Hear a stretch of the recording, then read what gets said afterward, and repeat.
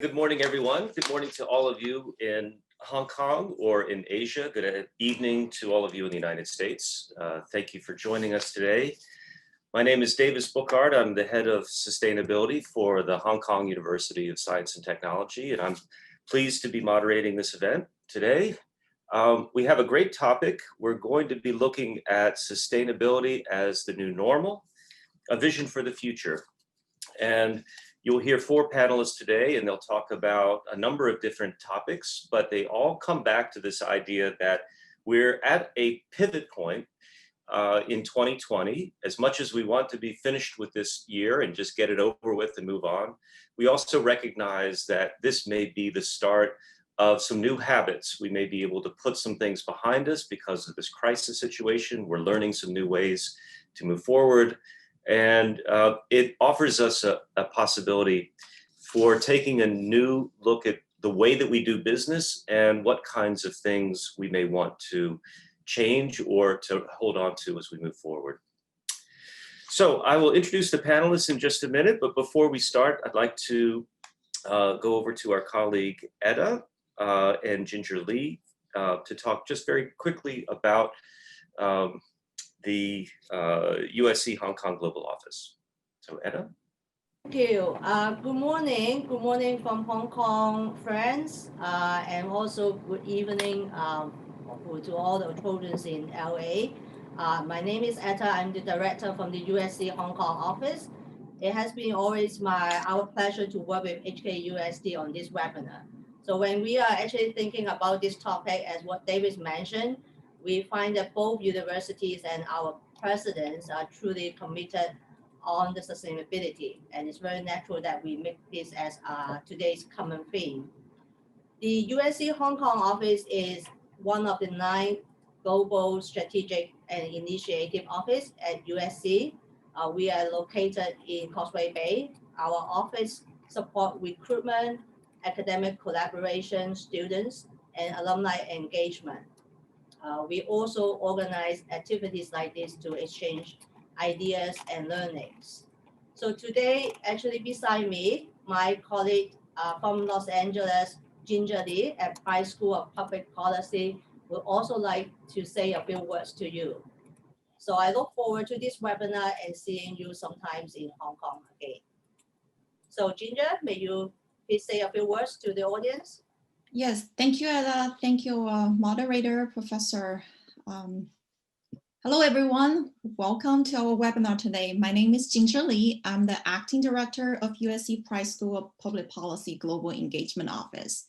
When Etta reached out to me and proposed the idea of jointly organizing this webinar together with our colleagues from HKUST, I got extremely excited because USC is the right partner.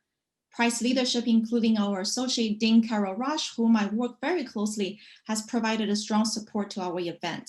Established in 1929, USC Price School of Public Policy is ranked as number 3 among 275 public affairs schools nationwide.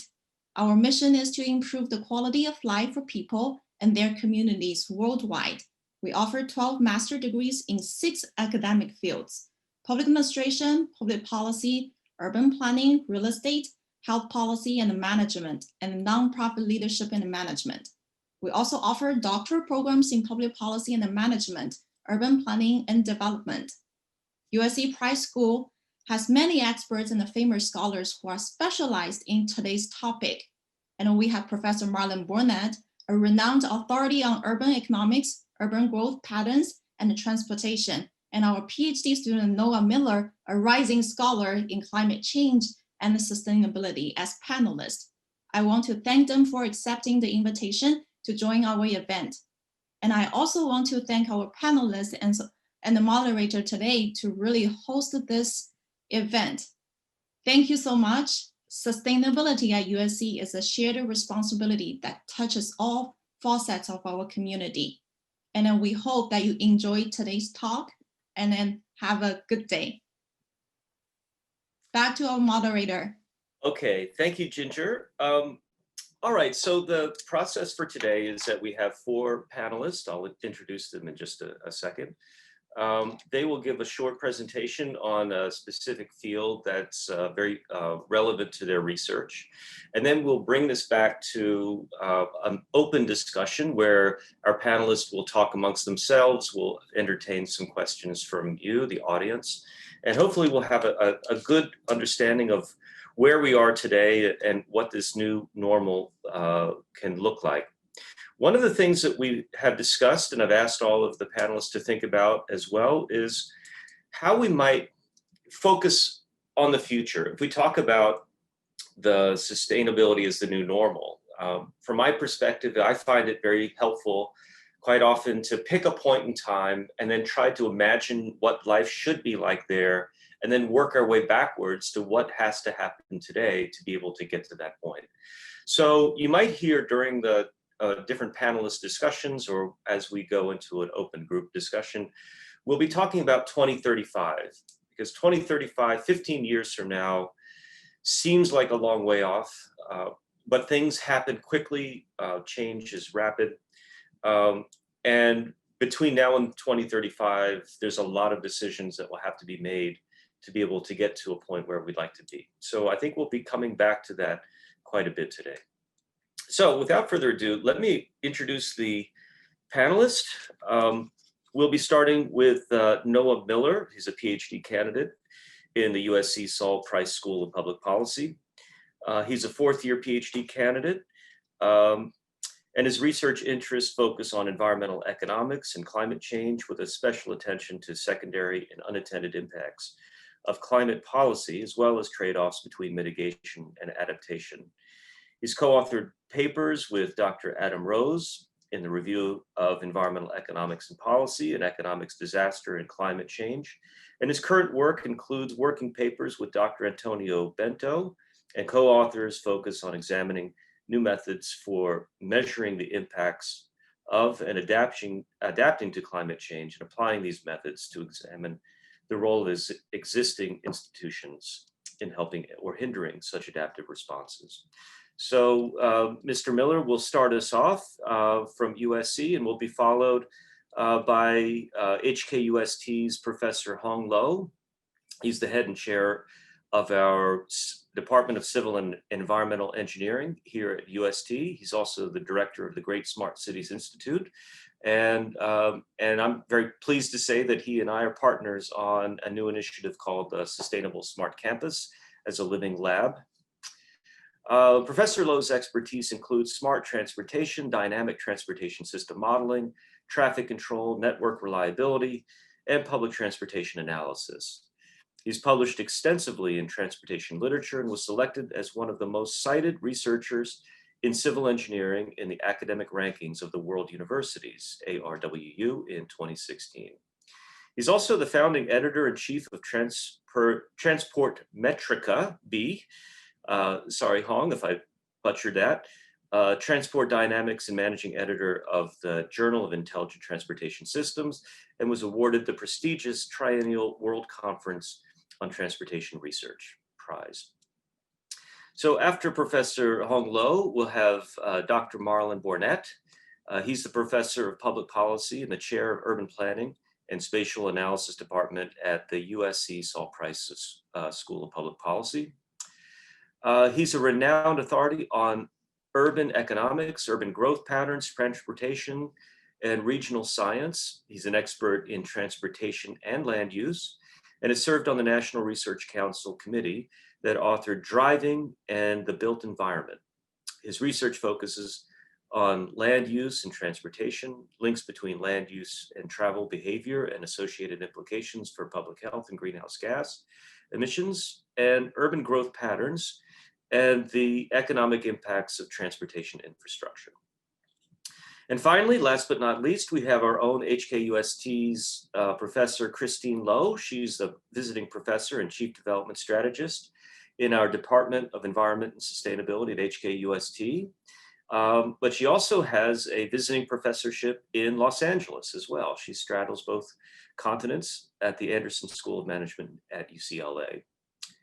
And Professor Loh was the Undersecretary for the Environment here in the HKSAR government from 2012 to 2017. and a member of the Hong Kong Legislative Council from 1992 to 1997, and again from 98 to 2000. Professor Loh has been active in public policy and politics since the 1980s.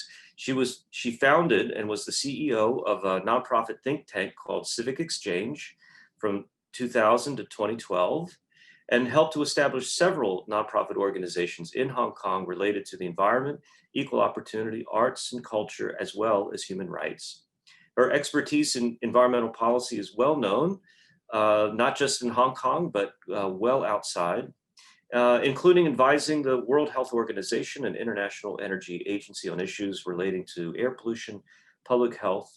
She's a member of the CDP Worldwide and Global Maritime Forum. She's advisor to HSBC's Climate Advisory Panel and a member of the BASF's Stakeholder Advisory Council. So we've got a great group here today. I'm very excited. We have a lot of people on the call. I understand we have people from the United States, from mainland China, from Hong Kong, from Singapore. So welcome everyone. We're very glad to have you with us. And without further ado, let's get started with our first panelist, which is Mr. Noah Miller from the USC Salt Price School of Public Policy. Hi, everyone. Thank you for the introduction to Professor Bookhart. And thank you to everyone for being here. Thank you to Etta, Ginger, and all the HKUST and USC staff for putting this together. And I also like to take a moment and thank the professors I have worked with at USC for all the great research opportunities and learning experiences I've had. So I'm going to start things off with actually a little bit of a pessimistic outlook. Oh, now we're talking about, raise my voice, sorry. Is that better? We're talking about sustainability and the importance of that and a new future. But to get there, we sort of have to think about where we are now and where will we be if we don't make these changes? What's the benefit of these changes? So I'm going to switch over to sharing my screen and talk to you all about that. Sorry, I saw a chat bubble pop up at the last second. What's going on? Okay, so sorry about that. So climate change and local air pollution. What does this mean? So typically when we think about climate change and air pollution, we're thinking global greenhouse gases, carbon dioxide, methane, things that contribute to global warming. But local air pollution, like we see in this beautiful picture of Hong Kong, is made up of very different gases. A key one being called ozone, and it is a large contributor to this sort of smoggy, thick air pollution that we see on the left-hand picture. The issue with climate change is that high temperatures themselves are a key component in how ozone is formed. So when temperatures go up with climate change, ozone and other sorts of local air pollutions will actually get worse. What does this mean? To start us off, let's take a look at climate change itself. And how is that going to change temperature? We often hear the term global warming, the fact that the Earth is getting hotter, but how is it getting hotter? It's not just a flat increase of a 1 degree C shift. Everything is 1 degree Celsius higher. It's actually a change in when we feel those types of hot days. So this is a figure of what temperatures looked like over the spring and summer in the US across the last 40 years. We'll see that most days, about 50% almost of days, were in this sort of 25 to 30 degrees Celsius range, which is about 80-ish in Fahrenheit, I believe. I can't do that off the top of my head. But here's what it's going to look like by mid-century, the 2035, 2050 years that Professor Bookhart was mentioning. it's a lot more days above 30 degrees, a lot fewer days below 20 degrees. And so why does that matter? Well, if we bring this back to ozone, and the effect of temperature is, with my advisor and some colleagues, we've estimated what the effect is of this temperature on ozone. And we see that it's very large once we get to these above 30-degree days. It's about 17 parts per billion, which is an arbitrary number for probably most people listening. But to put that in perspective, the EPA, US EPA, I should say, says that anything above 70 parts per billion should be generally considered unhealthy. This 17 is relative to a day in the 15 to 20 range, which might already have ozone of 40 or 50 parts per billion on average. So bringing that up by 17 gets us dangerously close to even passing the 70 parts per billion unhealthy level. And since we are, as we see in the red bar, facing a lot more of these very hot days in the future, we're going to have a lot more people living with this unhealthy level of air pollution. Further compounding this from sort of an equity standpoint, historically speaking, bad air quality has disproportionately affected low-income communities across the board. Unless we see some major changes, this is not going to change much going forward. So taking it back to the sort of silver lining I mentioned at the very beginning, what is this? What can we do? What's going on? Well, for starters, we as a society have actually already started adapting to this issue of temperature affecting local air pollution. When we redo this exact same analysis, but specifically remove any ability for human adaptation, the effects of temperature on ozone look like this. They're about 30 to 40% higher. So what does that mean? Is actually that this is what we would expect. This red and purple bars is what we would expect if humans were doing nothing about this. What we actually see is this orange range. So people are actually reducing ozone already, whether that's through changing their behaviors or changing the way they consume, et cetera. So there is already some slow push towards being sustainable with regards to air pollution. But we can see this is still not great. It's better than what it could be, but it's not great. So bringing this back then to Professor Bookhart's mention of a turning point, looking at this year and saying, okay, what can we do? We need to make some major changes going forward. And here's a picture of LA, downtown, very similar to the first picture I posed of Hong Kong. The key point here is the before picture was taken in April of 2019. The after picture was taken in April of 2020, after the lockdowns went into effect. You'll notice that uncharacteristically for LA, you can count the number of cars on the road on one hand. It's not common. And part of that is that car pollution is a major contributor to what ends up creating ozone and creating smog and creating terrible local air pollution. So taking this as a sort of wake-up call, what are some things that we as people, as a society, as a government can do going forward to create a more sustainable level of air quality? Is on a personal level, opt for public transportation, for biking, for walking whenever possible. Maybe not quite so much until after the COVID thing is finished, but within reason. And if you do have to drive or whatever, that's fine.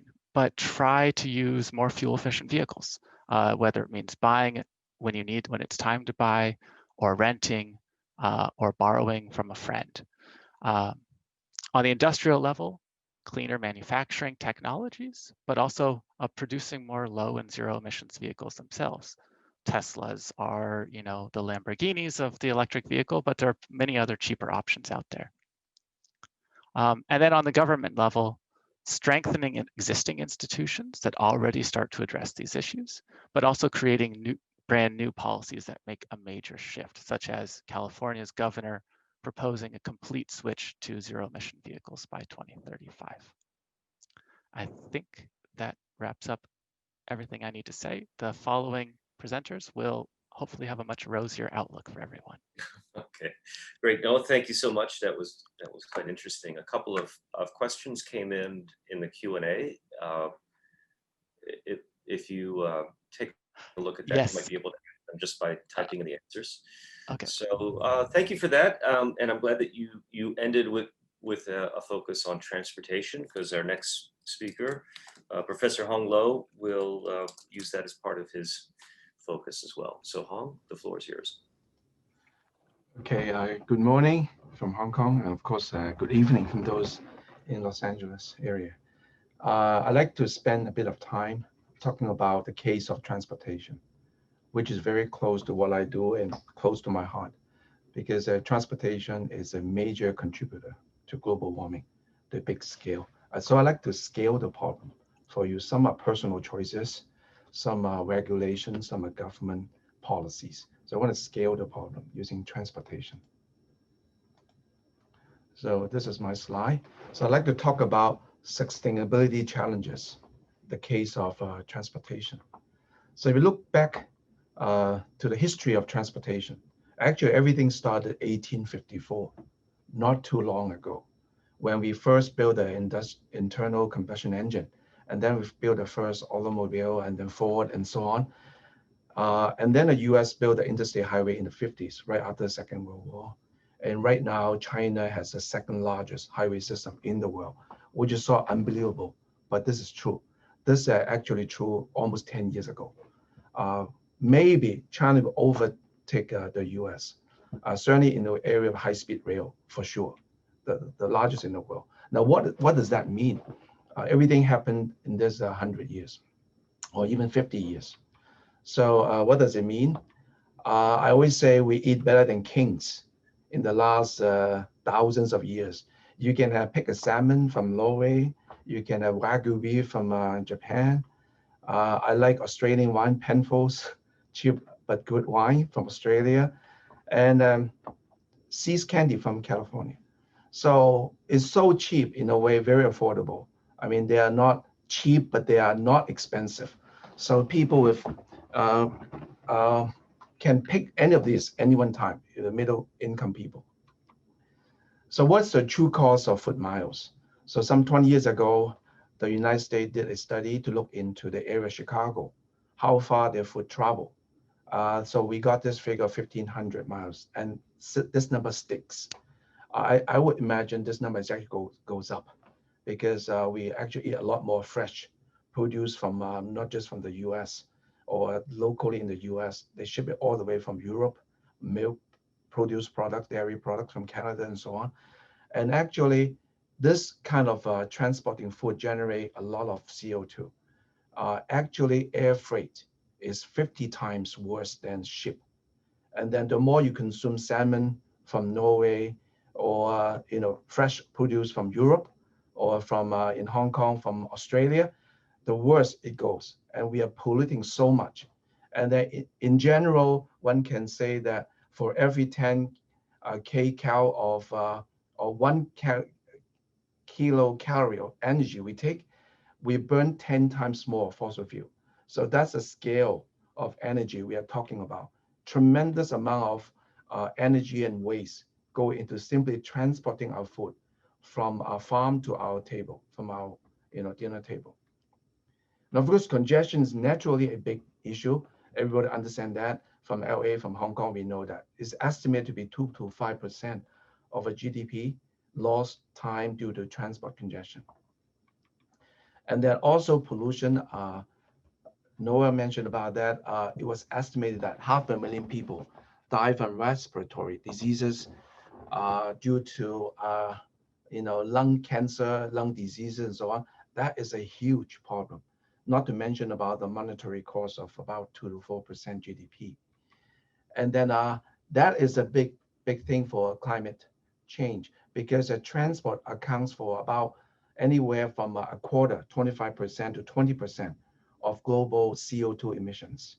And they burn 2/3 of the world's petroleum consumption, transportation. So you can see that want to fix the global warming problem, you just have to fix the transportation problem. There's no choice. Otherwise, everything else seems to be not to the same scale in terms of petroleum consumption. So why are all these factors happening? It's all about our choices, and we urbanize. 70% of people live in urban areas now because of they offer good paying jobs, economy of agglomeration, they create new jobs. So people go to urban areas and create congestion and everything else. So that's very natural, just not because they're bad people. They're just looking for a better life. So they move to urban areas. The second thing is that the top picture is taken from Mongkok, one of the highest density in the world. The bottom is somewhere maybe in Texas, single family housing. So I asked you which one you prefer. So most people say, I like the bottom one. Who would like to live in a Mongkok area? Now, as urban planners, we know that high density is conducive to public transportation. That has tremendous environmental benefits. But our natural choices is to move into some sort of single family housing, a swimming pool, a backyard, and so on. So again, this very natural choices, if we don't change the way we plan our urban areas, this is what's going to happen by natural choices. And what about motorization? You see that the top picture is a picture taken in the 80s, a double-decker bus in Hong Kong. The lower thing is, new cars. So you can, next I show you a slide. As people, countries get wealthier, they always shift from public transportation to private motorized transportation. So the curve on the y-axis is GDP. This is the vehicle ownership per 10,000 people. The curve is a very strict line. Almost always, you never seen a case where it's going down. It's always going up. So this has been tested in all the cities in the world. So that's a third factor. When we get wealthier, we buy cars, very natural. Even in Hong Kong, we don't need a car, we buy cars. The fourth factor is reliance on petroleum-based transport. Why? Because petroleum has a lot of energy per kilogram of weight. It's very efficient in terms of weight. In terms of, instead of a battery, which is very heavy, very bulky, petroleum is very efficient. So you think about the truck drivers and everyone else, they prefer actual petroleum. So that is the fourth factor. When all these factors come together, most of them are due to economic free choices, sometimes planning, that is very hard to maintain our lifestyle, life standard over the next 20 years, simply because our choices create so much pressure on the environment, on global warming, on petroleum consumption and everything else, pollution and everything else. So I want to raise some questions. So I put it down as a grand challenges. So what kind of urban development strategy would lead to sustainable development? Is it a private car driven urban area, or sometimes we call it transit-oriented development, TOD? Hong Kong is very TOD. So on the right-hand side, you can see a pearl of string, or string of pearl. So that's a Hong Kong development model. So we build a rail line. Along the rail line, we build high-density cities, satellite towns.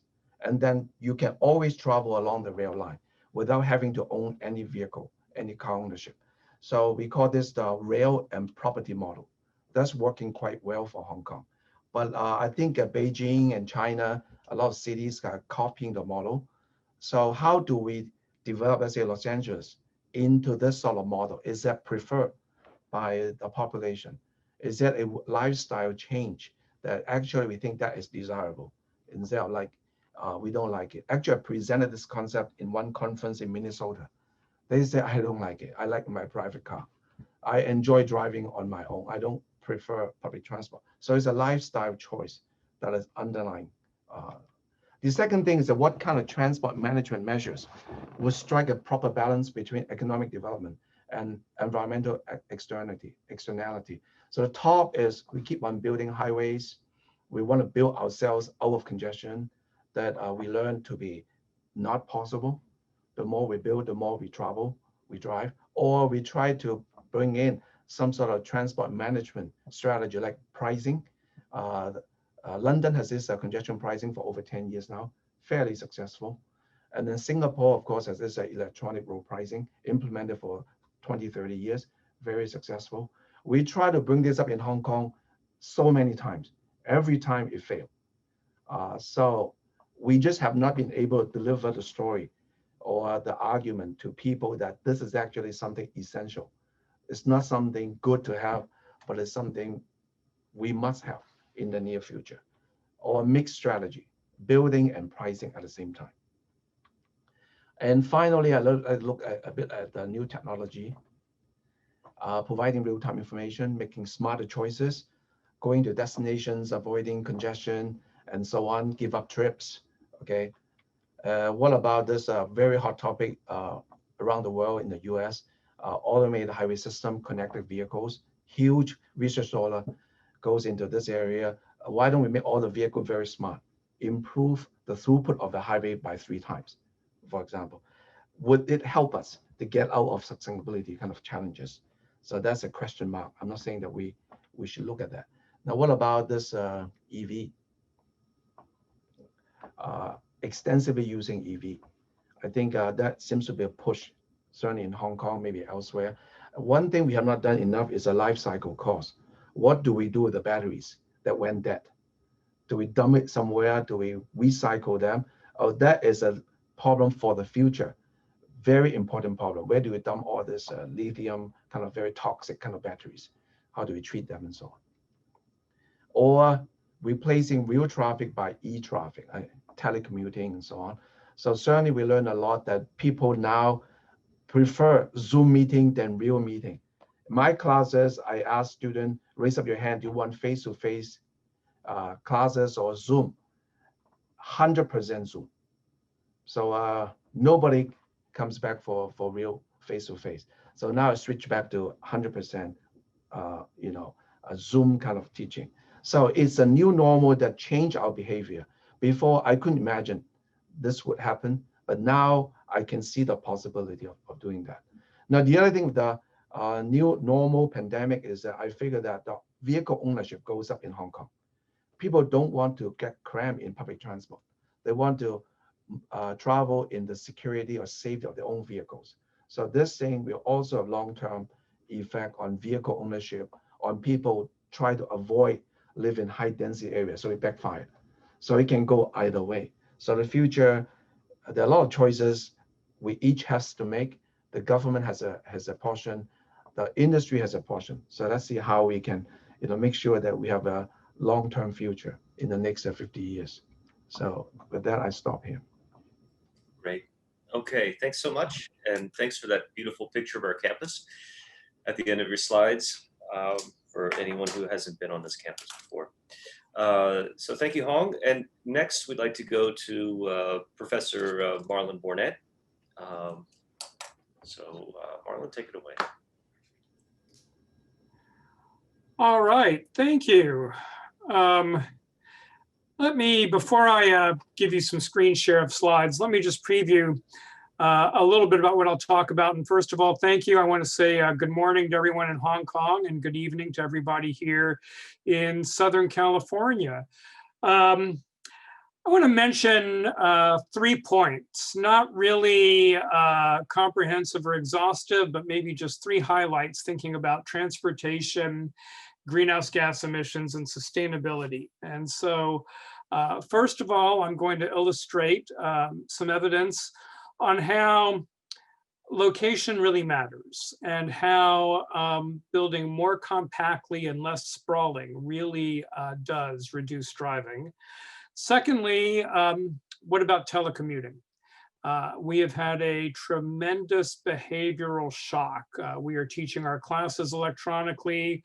I don't get up in the morning and commute into my office anymore. Is that an instrument for reducing driving? So that would be the second question. And then thirdly, I want to raise questions of equity and social justice. We are learning a lot even in the pandemic, about how changes in the transportation system can indeed increase inequalities unless we think specifically about how to make those more equitable. So with all of those, let me begin a screen share. And you should have in front of you the title slide. Let me just kind of note briefly, I am in the Price School at USC, and we have many degree programs, and my department is the planning department. And so I love all of our 6 programmatic areas, and maybe urban planning just a little bit more, just a teeny bit. Moving on. First point. If we were to think about how to scale transport sector GHG reduction, it's almost like the real estate people say. It's all about location, location, location. And in most every developed economy in the world now, the transportation sector is now the largest greenhouse gas emitting sector. And so this is something that reducing transportation sector GHG is something that is really, really going to be important going forward. I'm going to show you a map in the next slide, and it corresponds to this table. So let me explain a little bit what you're going to see in the map. Deborah Salon categorized in 2014 places within the state of California into these different types of land use patterns. And I want to highlight the urban low transit and suburban multifamily housing land use pattern, which you will see in the purple and green. And I will show you the Los Angeles area in the next slide and where those are. And notice that households who live in those areas drive on average about 40 miles per household per day.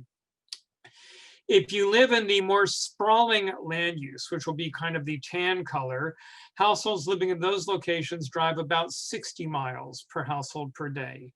And then there is a more centrally located land use pattern, called it urban high transit, where households drive about 26 miles per household per day. So I want you to keep an eye out for the tan areas. And think about if we could move people from those tan locations to the purple or green, they would reduce their driving by about 30%. And if we could move them to the light blue, they'd cut their driving in half. And so let me show you the map so you can kind of get a little bit of a visual. This is a map of the greater Los Angeles region. So what you see on the fringe is kind of the sprawling outlying area, tan locations.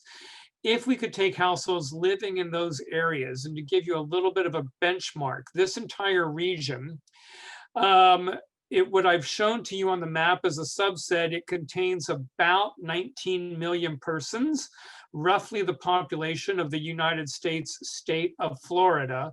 The land area in this region, from kind of the southern part of the map up to downtown Los Angeles, is a distance of about 50 miles. So maybe about ballpark, I think probably about 80 kilometers. And then to go from that downtown Los Angeles out to kind of the far right portion is again about 50 to even possibly 60 miles. So kind of pushing 80, 90, maybe 100 kilometers. So this is a massive region. If we could encourage households to move from this tan area, which has easily, I would say, 3 to 4 million persons, into any of the more inward purple or green locations, we could expect those households on average to reduce driving by 30%. And what I'm showing you is raw averages. If you have been trained in social science, you might immediately say, aha, but is that a causal relationship? And we do have lots of reasons to think that, in fact, that is a causal relationship. And I could come back to that maybe a little bit later. Notice how much land area there is. This does not involve putting people right downtown. In fact, we could move them into more of the sub-centers and very outlying regions. So this whole idea that you have to give up your single family home, that you have to live in kind of this very dense, maybe almost kind of a Kowloon kind of setting, these are not the choices. We have all kinds of intermediaries in between.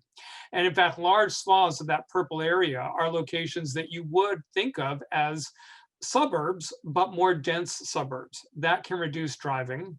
And then if we can't get people right into the downtown location and areas near there, you could get driving reduction that could look like 50%. So this is one of our best tools to take to scale, driving reduction.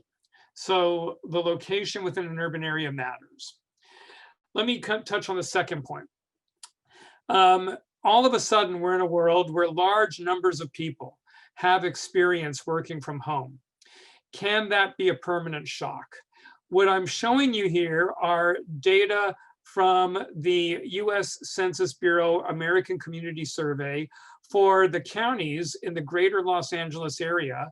And the line shows the percentage of persons who said that they work from home when answering the question, how do you typically commute to work?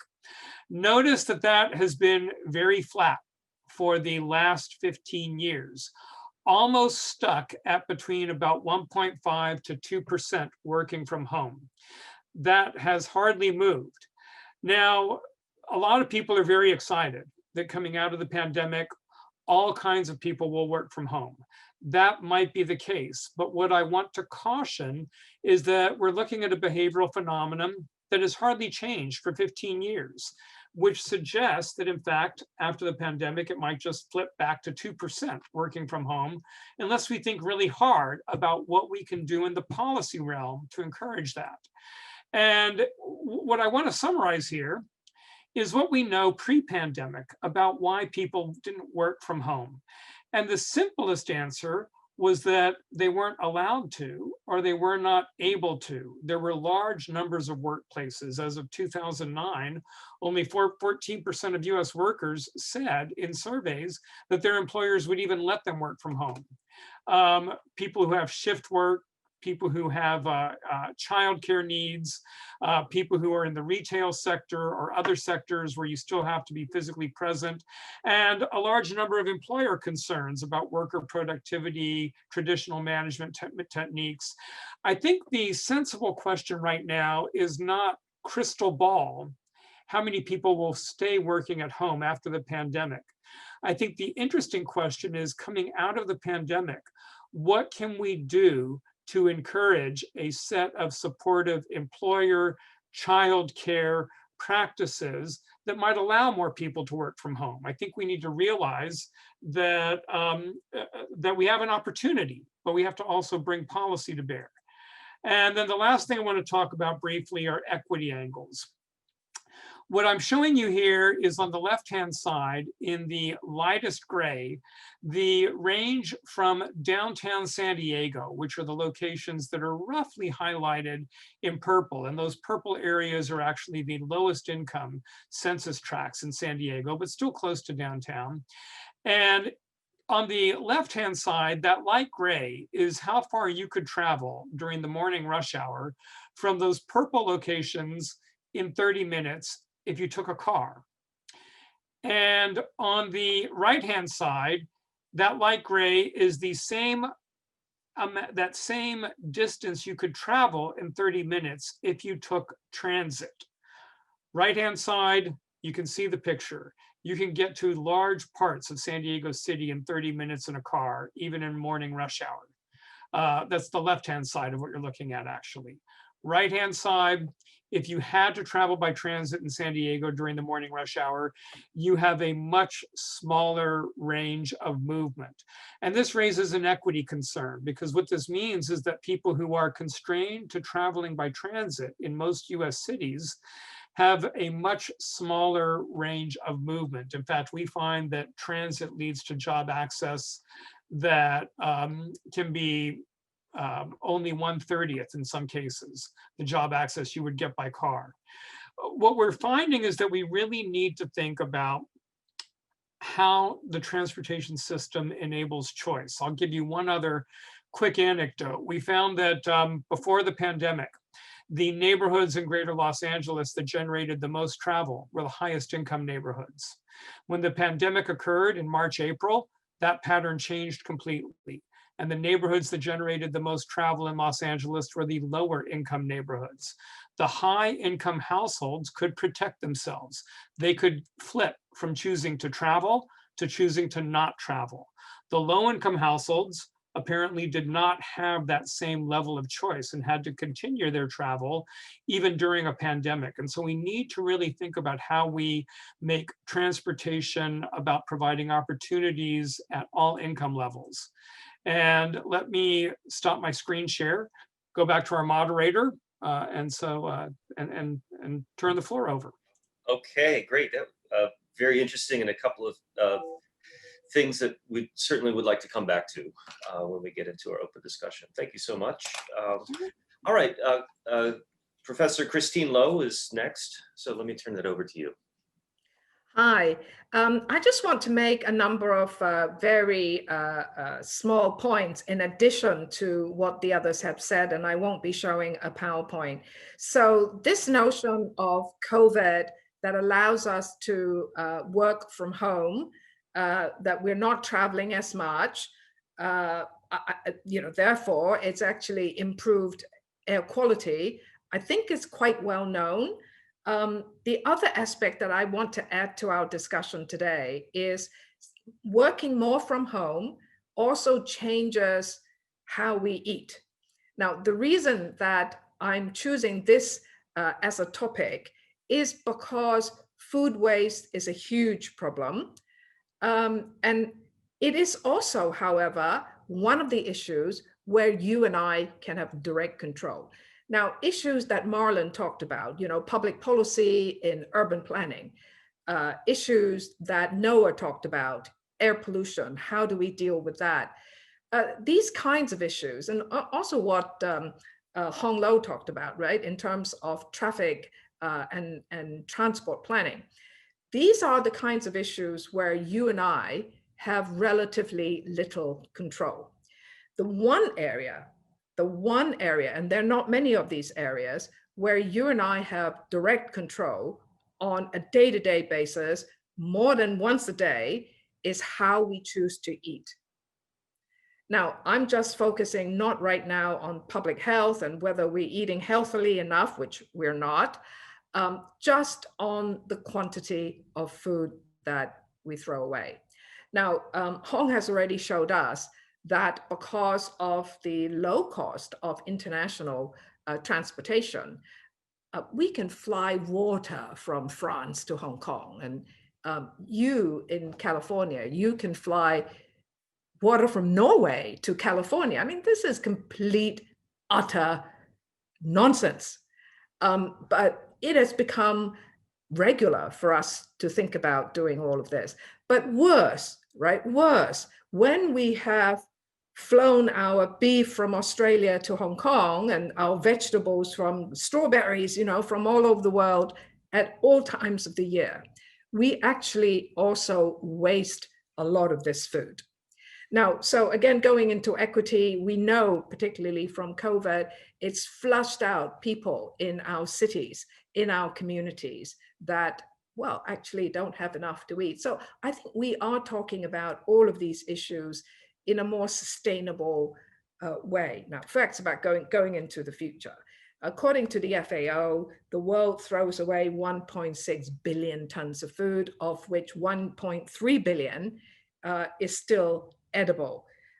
In Hong Kong, which is one city of about 7.2 million people, our daily food waste to landfill is 3,600 tons. So I'm not sure what it is in Los Angeles, but I'm sure the figure is not pretty. Now, the point I'm really just trying to make is, yes, there are many things we need to replan, reorganize, reprice. And some of those require government action, government working with business, and a lot of public education about the choices you and I can make. But there definitely is one thing that you and I already can do, and that is, how can you and I think about the way we buy food so that we don't overbuy? If we're going out to order food, and lots of people are ordering food, Uber comes to your door delivering food. In Hong Kong, we have some other system where people are delivering food, how the food is packaged. We haven't even talked about that today, because with COVID, so many restaurants, some of them are surviving because they've worked out how they can do food deliveries. But in doing food deliveries, we have to package the food in a certain way. And no one has time right now to think about the food waste, the packaging waste that comes with the food itself. So my single message is, what is it that you and I can do, starting immediately, about what we can control ourselves? And if people are actually investors in restaurants and eateries, I would imagine that if they control their waste packaging and their food waste better, this is going to make them more profitable. So, there is an impetus to do this. So why not think about new ways of doing this? Public education is really, really important. And I want to show you the icon in Hong Kong called Big Waster, which we designed in 2013. Now here is, whoops, I think you'll see hopefully Big Waster very soon.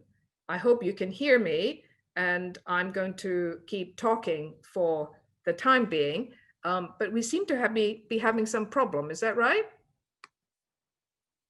No, the poster is up, so everyone can see that. Oh, okay. It is that just that I can't see it. Okay, well, we can take the poster down, and maybe I can see everybody again, because my screen is now completely black. But can you see me? Yes, we can still see you. Okay. The screen is the big poster, the Big Waster with the. Okay. Okay, so maybe if you want to continue talking, we can also see. Maybe our team can take Big Waster down. Okay, great. So I can see everybody again. You've now seen Big Waster. So I didn't know, but for the purposes of this talk, I did some research in the US, and I found out that in 2016, USDA and USEAP has a program, a campaign to cut US national food waste by 50% by 2030. So what can universities do? Do we have a target for the next 10 years that is commensurate with the national target? In Hong Kong, there's been a campaign to reduce food waste, and Davis, you've been involved in doing various things, working with the people who supply food on campus.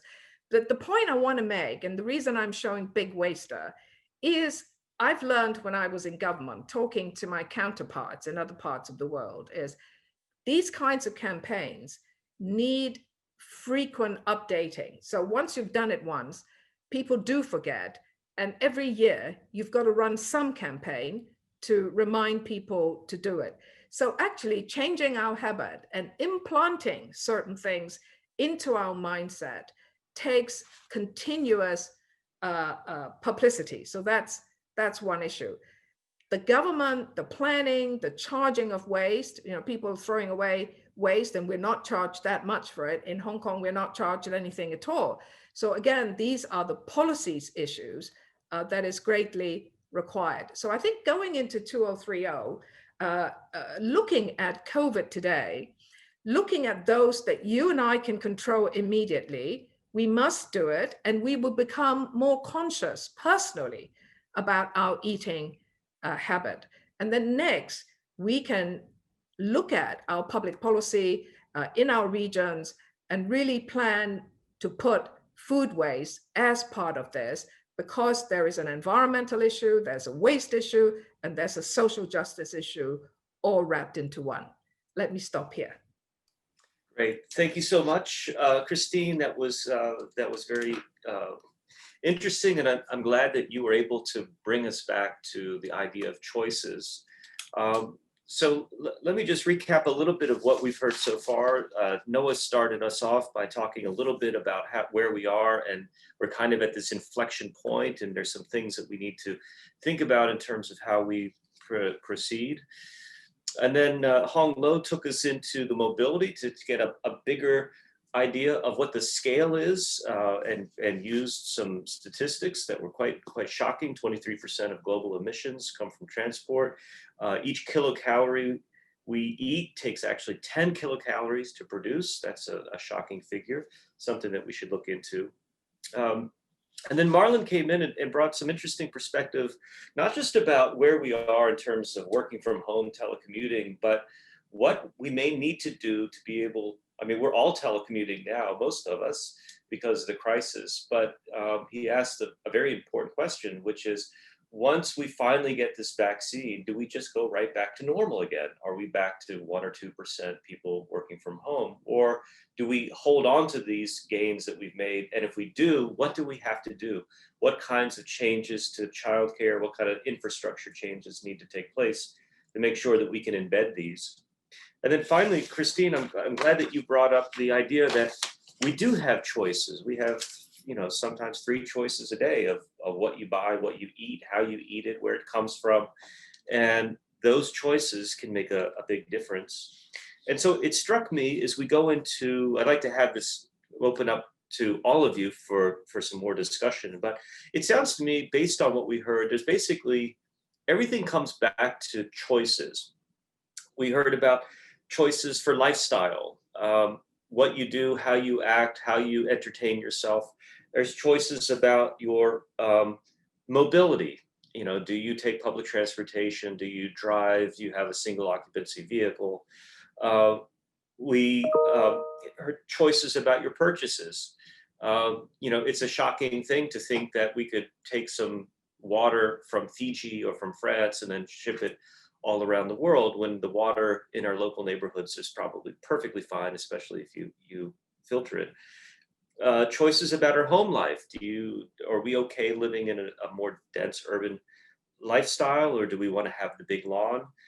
Choices about our eating and choices about work. So a lot of this really keeps coming back to this idea of choices. Of course, public policy can influence those choices, but at some point it comes back to the individuals themselves making a lot of these choices. So let me ask just a general question for all of us while we're right here.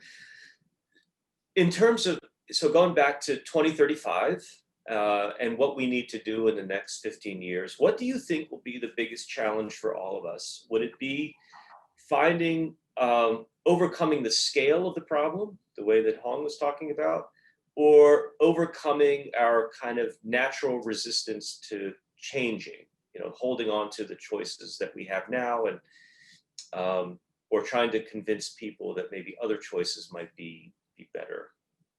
So let me just open it up to any one of our panelists, and let us know your thoughts.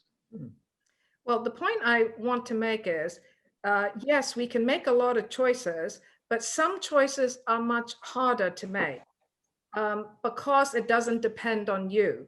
So when I'm spending time in Los Angeles, I'm very aware until COVID struck, because everybody needs to move around. And if you don't have a car, then it's really, really difficult. In Hong Kong, as you said, it's not necessary to have a car. So, I mean, certain choices, even if you wanted to do it, you might not be able to do it because, it's just not possible. So what are those choices where it's easiest for us to do starting today? And that's why I'm pressing the issue on food. All right, good point. So if we were to look into the next 15 years then, clearly some things are impossible today, but what are some things that are very difficult today, but with the proper planning and policies could be completely different by 2035? In other words, what are some things that we're doing today that we think we may not be doing any longer 15 years from now. Davis, I'd like to add that we rely too much on people's goodwill, and goodwill does not pay.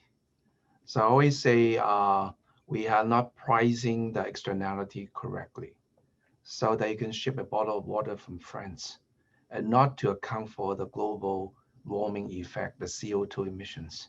So I always say if we price the system right, then the externality will go away. So I think we are underpricing to the extent that we are hurting the earth, our next generation. We are actually not thinking about them at all in our current pricing. Same with transport, same with food, same with the way we live, build our urban areas and so on, because the externality is not priced at all for the current setting. If I can jump on that for a minute, actually, and bring it back to Professor Christine Loh's comment on food and big waster, and how when you do these sorts of publicity campaigns, you need to constantly do them to sort of remind people about what's going on. When I was an undergrad, we did a week where it was all you can eat in the dining commons. And when you were done eating, you take your tray and you drop it off. And so for a week, they said, you don't get to drop your tray off. You have to put all your food waste into these specific receptacles. And at the end of the week, we're going to force everyone to see how much food waste there is. And it was very effective. And food waste went down for a month, and then it didn't. And so changing people's behavior, when it hits them in the pocketbook, it can be much more effective long term. And one thing I've seen, I know when I was traveling a bit in Hong Kong, Taiwan, other places in Asia, all you can eat places were somewhat popular. And there was a charge if you didn't eat everything you ordered. In the US, this isn't a thing. You go to an all you can eat place and you eat as much as you want. And if you have leftovers, it gets thrown away and that's it. But coming back to Christine Loh's comment about reducing waste and increasing profits, you simply put a charge on food waste that you charge the consumer, and you're going to increase profits and reduce waste, and you're going to correct this externality. So Noah, good point. And I guess it really leads to, the two big levers that we have are economic, as Hong has mentioned. And of course, and the externalities, that's such a huge piece. We don't price things well. We know that, and we've known that for years and years and years. Economists have been talking about that for 50 years. We don't have the political will to put the right kind of prices on, but we all know that that's going to be a good answer. And then on the other side, there's the social norm, the behavioral economics side. And Noah, your example is actually quite a good one, because there's a reason why when you weighed your food and everyone could see that amount of waste, that might have had a short-term impact. But social norm theory would also suggest that you're undermining it as well, because what you're doing is you're reminding everyone that you're not the only one wasting. Everyone is wasting. So if everyone is wasting food, it must be okay. You don't feel like the outlier. So I guess I'd like to, Marlon, maybe I'd like to ask you this question in terms of economic incentives or social incentives, or I think what you are actually making the point that even kind of infrastructure incentives, building the kinds of things that will allow people to stay from home, or the business policies that will try to help people with childcare. Which one of those three things do you think would be the most effective going forward? Davis, thank you. I'd say a couple of things. First of all, I think when you started this, you kind of framed it as system change or behavioral change, and those fit together. You get behavioral change at scale when you change systems, is what I would say. Let me give you and I'll double back, I think, to prices in a minute, because we have to have pricing in there. That's a big part of changing systems. when you think about, for example, Amsterdam and Copenhagen, what they've done with bicycling mode share has been incredible. They're up to 30–40% bicycling mode share all trips. We often forget. In the early 1970s, those were very auto-oriented cities. In Los Angeles, sometimes people will say, well, we can't do that in Los Angeles because we're not Amsterdam. And I often reply, look, Amsterdam used to not be Amsterdam either. And that's really an important point. Over a span of 3 to 4 decades, and that's about what it takes, you can remake the urban form. And so all of a sudden, all that infrastructure has touched off all kinds of behavioral change, but you need the infrastructure first. Pricing is a huge part of that. I actually think what we're going to find is that pricing is going to be more important to raise revenues. And this is not going to be politically attractive, but remember, our estimate in the United States of what economists call the price elasticity of vehicle miles traveled is down below 0.1, meaning that our estimate is that if we could double gasoline price in the US, driving would go down about 5 to 10%. People's driving, at least in the short run, is very, very fixed. This doesn't mean we shouldn't try to price the externalities. We sure as heck should. But this is not a ball game where we price the externalities, go like this and say, now it's done. And we're going to have to think about supportive infrastructure to drive a whole lot of non-automobile travel at scale also. And those externality taxes can help fund that infrastructure. Right. Yeah, that's very true. Well, the interesting thing about externalities, of course, is that we focus on the externalities, the impacts that are not priced into the model, but we also have some perverse incentives as well. So, for example, as Christine pointed out, in Hong Kong, our trash is collected for free. But of course, it's not free at all. It costs the government billions of dollars to pay for the truck drivers in the landfill and the space. For those of you who are in Hong Kong, you know that land prices are extremely expensive. So for the government to take very valuable land and then use it as a dumping site, there's an opportunity cost there as well. And so all of those costs are actually undermining. So it's not just the externalities, the pieces that are not being included in the model, but it's also what are the investments that we're making that are driving us in the opposite direction. So all of those, I think, have to be addressed in one way or another. I'd like to go to a question from one of our guests. The question is this: hi, I have a question for the panelists. I was thinking of the boost of the economy relies on consumption. Of course, more consumption is good for the economy, but it also brings out more waste, more environmental side effects. How can we balance economies that are based on consumer activity and also have a long-term environmental protection as well? Anyone want to take that one on? Yeah, I would like to take that on. I mean, it might be hard to imagine, but I think going forward, we are, all of us, going to have to think about how we can dematerialize our lives. So, you can ask yourself and see, okay, let's look at your monthly budget. What are you spending money on?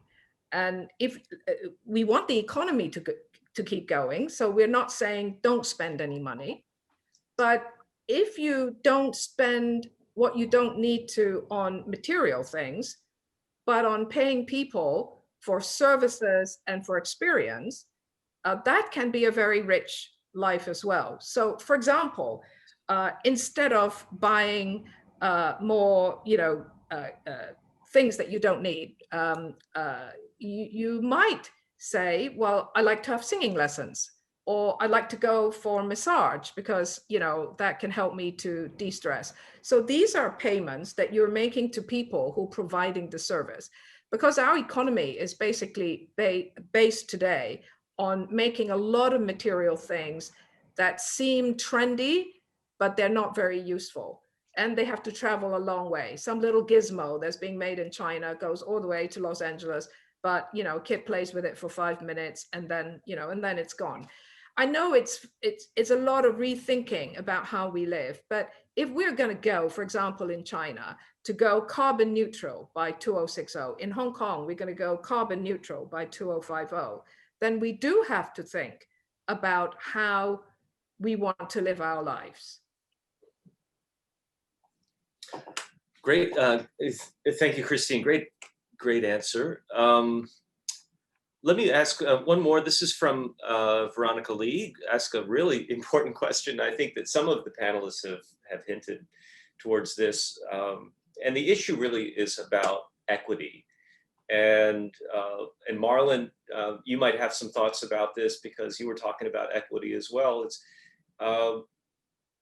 we have the environmental impacts and charging. This comes up over and over again about why do we waste water? Well, because water is so cheap. Well, why don't we raise the price of water? Well, because it's essential to life. You can't, and maybe the same kinds of arguments come up about, housing and other things like that. How do we charge things? Actually, in Hong Kong, that's probably one of the issues. Why don't we charge for waste? Well, because there's very poor people, they can't afford it. But so this idea of having accurate pricing that really influences behaviors and then balancing the equity concerns, low income. How do we deal with that? Yeah, let me highlight 3 quick thoughts on that. One thing you can do, there was a proposal in the US that was never enacted, but called cap and rebate, where you would have a cap and trade on electric power emissions, and you would use those revenues, you would give them back to consumers in a lump sum rebate. And that can work quite well. You could hold easily the bottom 80–90% of the income distribution at equal income with a plan like that. So you can do a lot of these taxes and then give it back to people in lump sum. And there's a whole economics lecture you could wrap around this with why it works. The short answer, income and substitution effects. It's super cool. That's point 1. Second point, even people who are very poor, like choice. The toll roads that we've opened up in the US, we have seen that people at all income levels use those episodically to save time. So charging is not as much of a burden as you might think. But the third point, and this is a big deal, we've really got to figure out how to wrap climate change policy around giving benefits to people, particularly people whose jobs may be insecure, who may be lower income. I will throw out, I'm not going to say yay or nay on the Green New Deal proposal, but I will say that one of the philosophical ideas behind that has been to really lead front and center with a whole set of benefits. And I think we've got to get better at that. If our whole climate change policy is, hey, how about if you folks pay more in terms of taxes, that's going to be a big, tough political uphill battle. So let me stop on that. No, that's great. Yeah, that's great. Very well said. All right, maybe one more question. We're about out of time, but I did want to circle back to something that Hong said. Maybe Hong, you could take this question because you had mentioned life cycle and life cycle analysis, and that's something that is so critical. And I think if we are to create a new normal, and if we look back at 2035, and if there's one thing that we're happy about, I hope, it's that we have shifted our focus from kind of this short-term look, this linear model, to more of a circular model, where we really try to anticipate what are all of the impacts over the entire life cycle chain, and how do we start to reevaluate things like waste. Maybe we've even eliminated the word waste. I always think waste is really just a resource that we haven't figured out what to do with yet. And if we can figure out what to do with it, then we've got a better circular model. So I guess the question for you, Hong, is looking back in 2035, what do you think are some major accomplishments that we could make regarding this life cycle, kind of a life cycle thinking approach? Yeah, that's a tough question because we're scrambling for solutions short term and forget about the long-term effect, even electric vehicles. So I really worry about all the what do we do with the dead batteries? That is a huge problem coming up. I haven't seen anyone working on this sort of problem. So it solve our short-term problem, create long-term problem, which is very hard to get rid of in the long run. But some solutions are always easier to, let's say, lifestyle, live in more highly denser apartments. They're always better. You don't have to worry about the life cycle thing. So cut back on our private car driving, go to public transport. So we have solutions that are proven to be working for the long haul. I think let's focus on those that we know for sure, and don't invest so much into the uncertain. For example, connected automated vehicles. I do research in this area, very fun, a lot of funding. But is that the promise we want to deliver to our next generation? I'm not sure. So they are very sexy, very fun solutions, good for research, may not be long-term beneficial. So I think we have to be careful. I'd like to go back to your externality question though. I think we use money as the way to pay for externality, which is almost always favor the high income people. I'm rich, so I can pay for it. You are poor, too bad, right? So I'm thinking about, can we be more creative in terms of creating externality kind of compensation, not using money, something else, maybe our volunteer hours, our time, so that we all have 24 hours, right? So it's fairly equal in that sense. So can we not do externality pricing using money, but something else which is fair and equitable, like our time to community, like, I don't know, services, so that we actually contribute in a non-monetary kind of way. But we need creative thinking here. So I'm for road pricing, but also against road pricing, because the rich can keep on driving the Lexus, the poor have no choice. So that, which is something I feel really wrong. I'm so glad that and that's such a great way to wrap up today. I'm glad that you brought that up because, yeah, this ability to, we all know that the externalities are a problem, but you're absolutely right that if you have the money, you can pay to pollute, and that doesn't necessarily get us off the hook. But we can all be contributing in our own way. We can be contributing our time, our effort, our volunteering, goodwill, just being kind. There's so many ways that we can create a better environment for all of us. So what a wonderful way to wrap up our talk this morning. Thank you for that, Hong. Thank you, Christine. Thank you, Noah. Thank you, Marlon. Great conversation. I really appreciate it. I'm very happy to be a part of this. And I thought it was a lot of really interesting things that came up today. So I'm going to turn it back over to Yvonne or Etta. Is there anything else we need to wrap up? Thank you all our panelists for a very insightful sharing today. So we are better aware of our environmental challenges and also can better prepare ourselves to embrace these challenges and help to solve these global issues. So thank you everyone, and thank you for staying with us till now. Thank you. So stay in touch. Bye all.